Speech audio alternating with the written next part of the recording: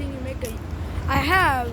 Shalom, in the name of YHWH, honor and praises to Yahweh, the God of Israel, Abraham, Isaac, and Jacob. And after saying that, let's get straight into it. Let's go to the first book of Peter, chapter 4, verse 7. But the end of all things is at hand. And the end of all things is at hand. Because when you look at the news, politically, you can see the events that's taking place. All right? You can see it happening. Let's get to the book of Matthew. Let's go to the 24th chapter. Let's start at verse 15. When ye therefore shall see the abomination of desolation spoken of by Daniel the prophet stand in the holy place, whoso readeth, let him understand it. And understand that beast that Nebuchadnezzar had, that Daniel broke down, and understanding that beast. Because Yahweh's word is political. Okay, the prophecies are political. Alright? Militarily and through politics he destroyed and put it into Babylon. Alright? Understand that.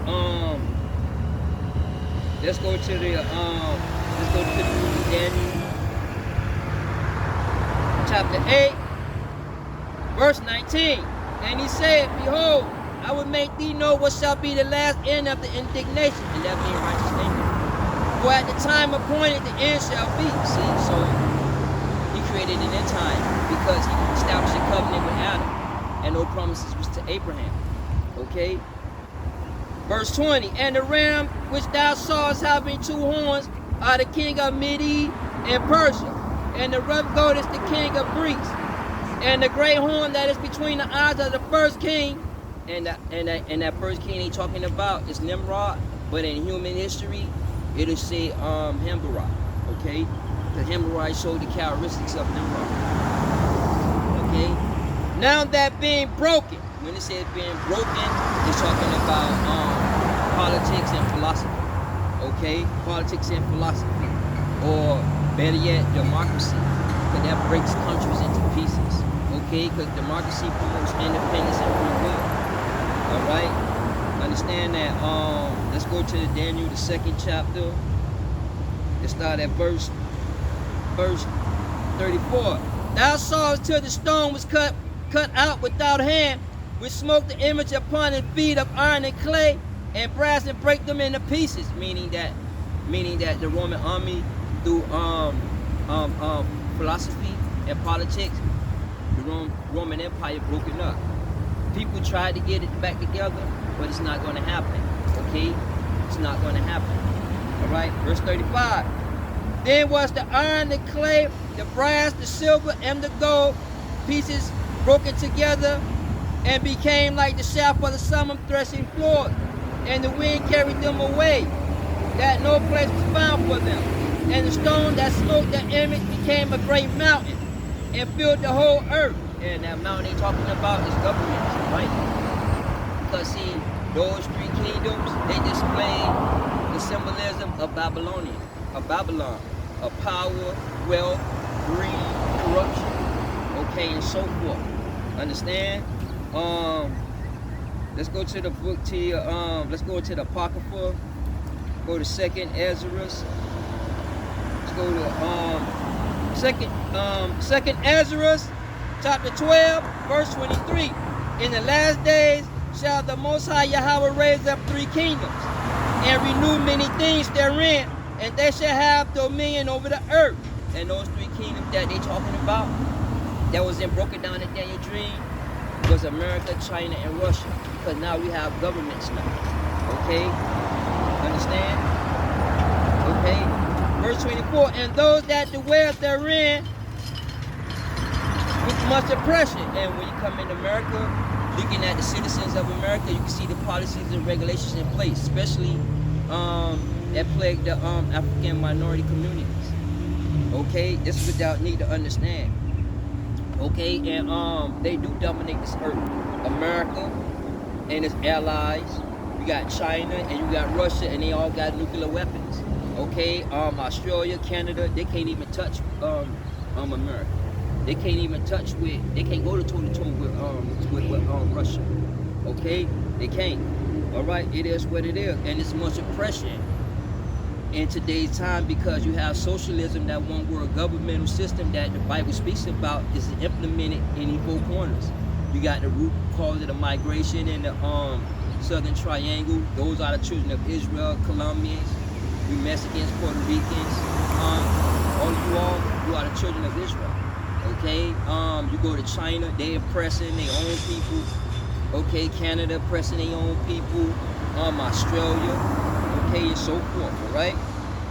Therefore, they are called the heads of eagle, and that eagle represents the beast, represents the empire. Okay, and every head or every government that Yahweh raised up represents and displays that symbolism of Babylon. Okay, for these are they that shall accomplish his wickedness, and they shall finish this last end, meaning that everything's going to end with America, China, and Russia, because that's what you're going to see. Okay, because see, Russia is going to take Ukraine, because they is going to run into that land of Israel. Okay, in fact, let's get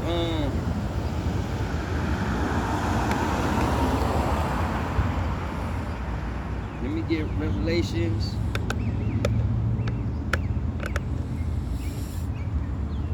Let's get Revelations chapter 20, verse 8.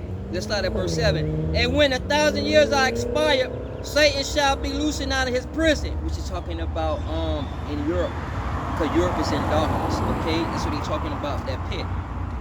And shall go out to deceive nations which are in the four quarters of the earth, Gog and Magog, to gather them together to battle.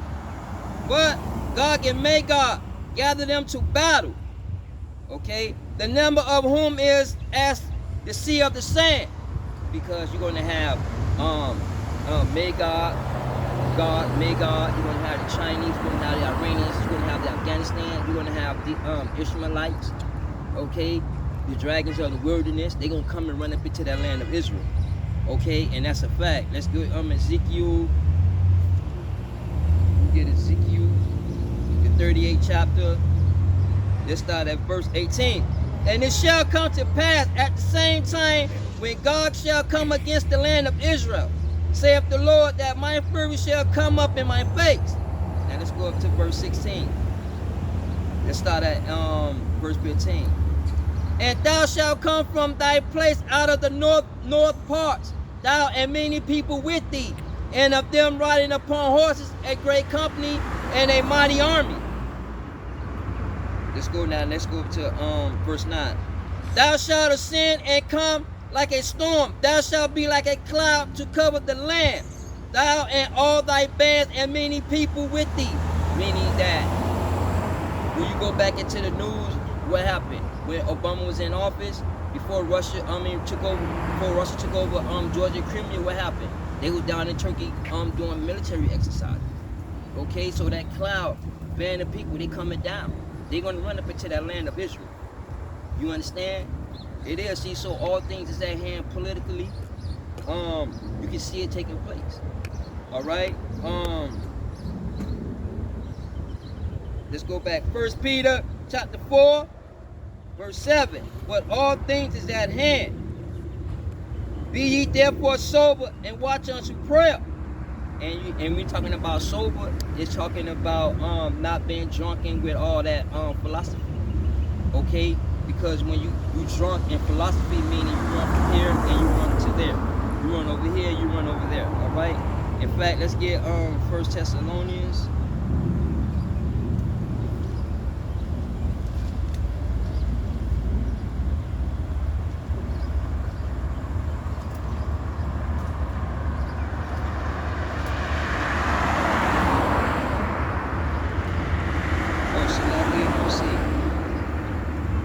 Ephesians chapter 4, verse 14.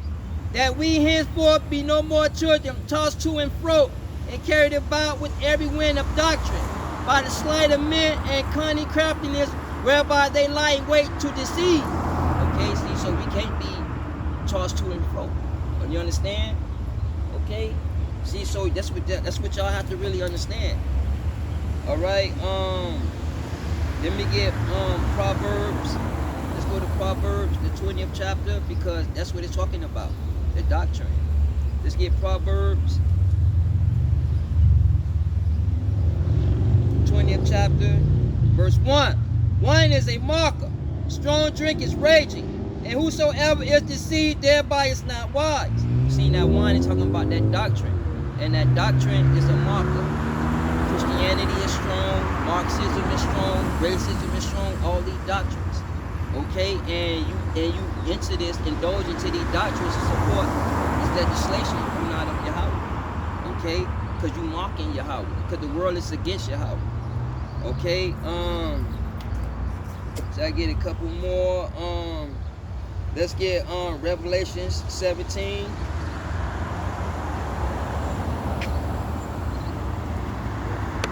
Revelations chapter 17, verse 6. And I saw the woman drunken with the blood of the saints and with the blood of the merits of YHWH. And when I saw her, I wondered with great admiration. And when you're talking about that woman, you're talking about America. Okay, because America is that woman, and it's drunken by the Babylonian philosophy, ideology. Okay, and it is drunken. Let's go to 1 Thessalonians.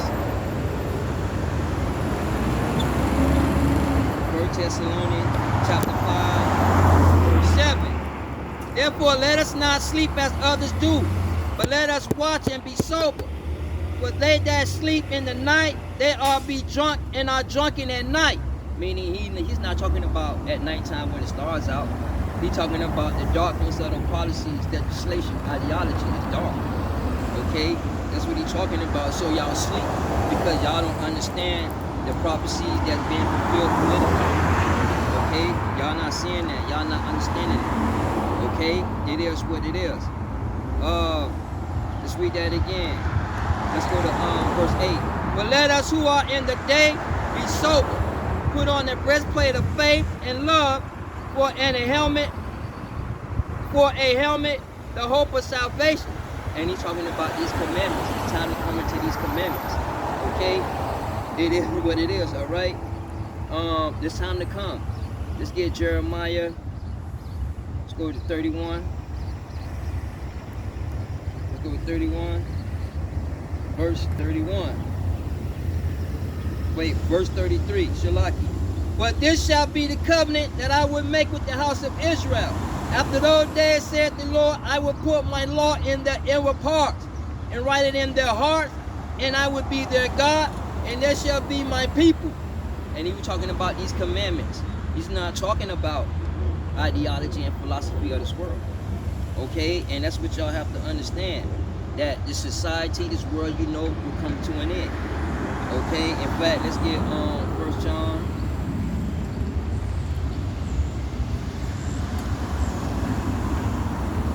1 John chapter 2, verse 15.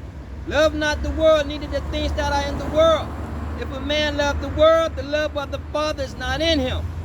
For all that is in the world, the lust of the flesh, and the lust of the eyes, and the pride of life, is not of the Father, but is of the world. And the world passeth away, and the lust thereof. But he that doeth the will of Yahweh abideth forever. Okay? Understand? All right, let's get let's go to 1 Corinthians 7. Get 1 Corinthians chapter 7, verse 31. And they that use this world and not abuse it, it is for the fashions of this world passeth away. Okay, see, so this world will come to an end politically. You can see it happening. You can see it taking shape. Okay. Let's go back to the book of Matthew. Let's go back to the 24th chapter. Let's go to verse 42. Watch therefore, for ye not know what hour your Lord doth come. Verse 44. Therefore be also ready, for in such an hour as ye think not the Son of Man cometh. Meaning that it's time to stand these commandments. Because if you're not in these commandments, at any given moment, Yahweh is going to come through. Okay? See, so it's about keeping these commandments. It's not about world ideology and philosophy. It's not about following the world philosophical views. It's about the commandments. Because see, what happened is that y'all want to burn down buildings, but y'all not standing up for the commandments. Y'all not standing up for righteousness. Okay? And it's what time it is. Alright, it's time to come because you can see these events folding. You can see these events taking place. Okay? And understand that this world will soon come to an end. Okay, astronomically you got apocalypse. Okay, you got you have apocalypse, that asteroid is coming. As a matter of fact, let's get Revelations chapter 8. Yeah, let's see.